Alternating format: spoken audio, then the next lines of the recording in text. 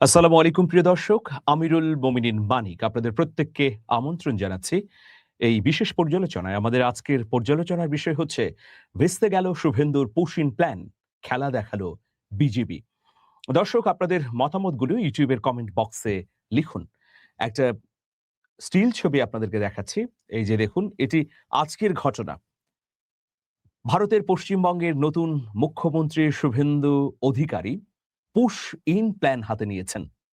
তার দেশে থাকা তথাকথিত বিদেশি নাগরিকদের বাংলাদেশে পুশিন করতে চাচ্ছেন। আচ্ছা, এটা কি সম্ভব? কোনো আন্তদেশীয় আইনে এই ধরনের কি কোনো নীতি আছে, আইন আছে যে আপনি চাইলেই আপনার দেশের কোনো নাগরিক বা হোক না নাগরিক অথবা না হোক নাগরিক, এই ধরনের ব্যক্তিবর্গকে আপনি পুশ ইন করে আরেকটা দেশে পাঠিয়ে দেবেন? আচ্ছা, আমাদের দেশে যদি পাঠাতে চান আপনি, তাহলে নিশ্চয়ই ডকুমেন্টস লাগবে। সেখানকার আইন অনুযায়ী আপনাকে মুভমেন্ট করতে হবে। অভিবাসন আইন বা অবৈধ অবস্থানকারীদের বিরুদ্ধে প্রত্যেক দেশে আইন রয়েছে। বাংলাদেশে আছে, ভারতে আছে, পাকিস্তানেও আছে। গোটা বিশ্বব্যাপী আছে আইন। তো সেই আইন অনুযায়ী তাকে বিচারের মুখোমুখি করিয়ে তারপর তার বিরুদ্ধে যখন রায় হবে, সেই রায় প্রয়োগ করতে হবে শৃঙ্খলা বাহিনীকে। কিন্তু শুভেন্দু অধিকারী কি করছেন? তিনি সরাসরি যাকে ইচ্ছে তাকে পশ্চিমবঙ্গের বিভিন্ন জায়গা থেকে ধরছেন, এরপরে হোল্ডিং সেন্টারে নিচ্ছেন। মালদাতে একটা হোল্ডিং সেন্টার করেছেন। সেখানে এখন কয়েকশো মানুষকে রাখা হয়েছে। বলা হচ্ছে যে এরা বাংলাদেশী, অবৈধভাবে ভারতে প্রবেশ করেছে। এখন বিজিবির হাতে, দুঃখিত, বিএসএফ এর হাতে তুলে দেওয়া হয়েছে তাদেরকে। এখন বিএসএফ সীমান্ত দিয়ে, যে কাঁচারাদের সীমান্ত ভারতই নির্মাণ করেছে, সেই সীমান্ত দিয়ে পুশ করতে যাচ্ছে। তো আমাদের বর্ডার গার্ড বিজিবি অবশ্যই এটাকে প্রতিহত করবে।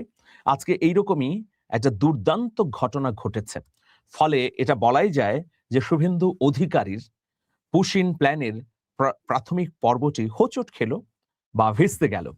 দেখুন, যশোরের বেনাপোলের সাদিপুর সীমান্তে কাঁটাতারের বেড়া খুলে ১০-১২ জন নারী, পুরুষ এবং শিশুকে বাংলাদেশে পুশিনের চেষ্টা করেছে ভারতীয় সীমান্ত রক্ষী বাহিনী বিএসএফ। তবে বর্ডার গার্ড বাংলাদেশ বিজিবি কঠোর নিরাপত্তা ও বাধার কারণে বিএসএফ এর সেই চেষ্টা ব্যর্থ হয়েছে। এই ঘটনায় সীমান্ত এলাকায় উত্তেজনা বিরাজ করছে, বর্তমানে থমথমে পরিস্থিতিতে রয়েছে। আজকে ভোর রাতে, একদম ভোরবেলার ঘটনা আর কি, সাদিপুর সীমান্তের খড়ের মাঠ এলাকা দিয়ে এই পুশ ইনের চেষ্টা চালানো হয়। বিজিবি সূত্রে জানা গেছে, সোমবার ভোর রাতে সীমান্তের লাইট বন্ধ করে দিয়ে কিছু মানুষকে জোরপূর্বক বাংলাদেশে পুশ ইনের চেষ্টা করে বিএসএফ। এ সময় সীমান্তে টহলরত বিজিবি সদস্যরা তাদের পুশ ইনে কঠোরভাবে বাধা সৃষ্টি করেন। বিজিবির অনড় অবস্থানের কারণে ওইসব নারী, পুরুষ ও শিশু রাত থেকে সীমান্তের জিরো লাইনে, ভারতীয় অংশে, বাংলাদেশের ভেতর না, জিরো লাইনে আটকে রয়েছে। এই ঘটনার পর থেকে বেনাপোলের সাদিপুর সীমান্ত এলাকায় থমথমে পরিস্থিতি বিরাজ করছে। যে কোনো ধরনের অনাকাঙ্ক্ষিত অনুপ্রবেশ ঠেকাতে সীমান্তের সর্বোচ্চ সতর্ক অবস্থানে রয়েছে Bangladesh border guard BGB. Jessore ৪৯ BGB ব্যাটালিয়নের commanding officer lieutenant colonel Golam Mohammad Saiful Alam জানান, বেনাপোল সাদিপুর সীমান্তের খড়ের মাঠ এলাকায় ২১/৬ নম্বর পিলারের কাছ দিয়ে ভারতীয় বিএসএফ বেশ কিছু নারী, পুরুষ ও শিশুকে বাংলাদেশের অভ্যন্তরে পুশিনের চেষ্টা চালায়। বিষয়টি বিজেপি সদস্যদের নজরে এলে তারা তাৎক্ষণিকভাবে সীমান্তের জিরো লাইন এলাকায় শক্ত অবস্থান নেন এবং বিএসএফ এর এই অবৈধ চেষ্টা রুখে দেন। আমরা যেটা জানতে পেরেছি যে বিজিবির সদস্যরা উইপেন্সও ওপেন করেছিলেন, মানে অস্ত্র তাক করেছিলেন।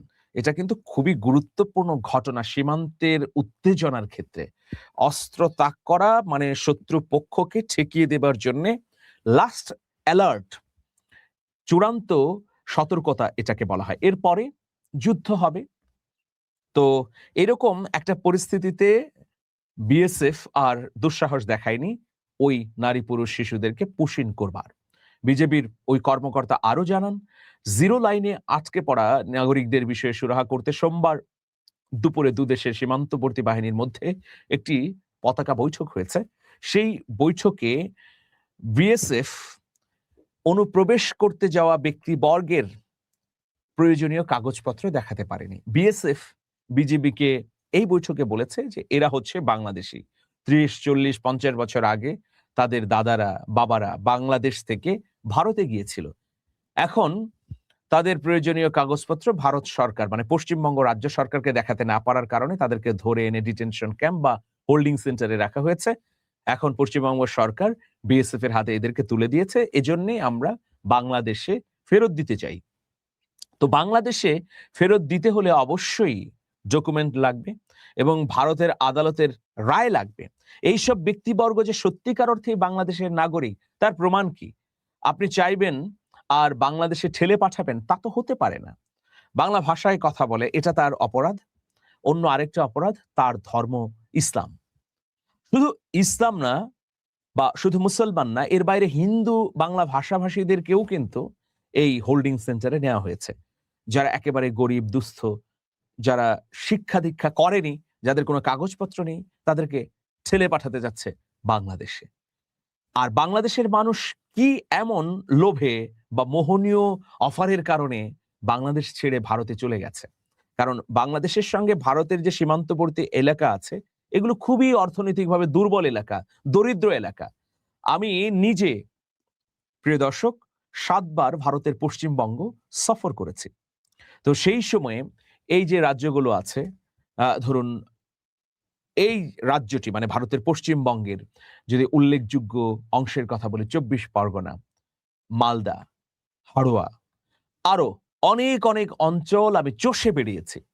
সেখানকার জনজীবনের অর্থনৈতিক যে অবস্থা, তা বাংলাদেশের সীমান্তবর্তী অঞ্চলগুলোর চেয়ে ভয়াবহ। ভয়াবহ দরিদ্র সীমার নিচে তারা বসবাস করে। তো আমি কোন যুক্তিতে এটা মেনে নেব যে বাংলাদেশের মানুষ সেখানে গেছে অধিকতর উন্নত জীবনযাপনের জন্য? আচ্ছা, প্রশ্নটা আপনাদের কাছেই রেখে গেলাম।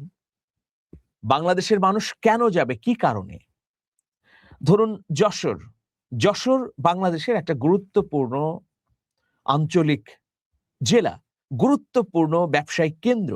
যশোরে যে পরিমাণ ইন্ডাস্ট্রিয়াল পার্ক আছে, যে পরিমাণ ইন্ডাস্ট্রি আছে, তা কি যশোর সীমান্তগুলোতে ভারতের অংশে আছে? নেই। তাহলে কোন লোভে আমাদের বাংলাদেশি ভাইয়েরা ভারতে গিয়ে অবস্থান করছেন?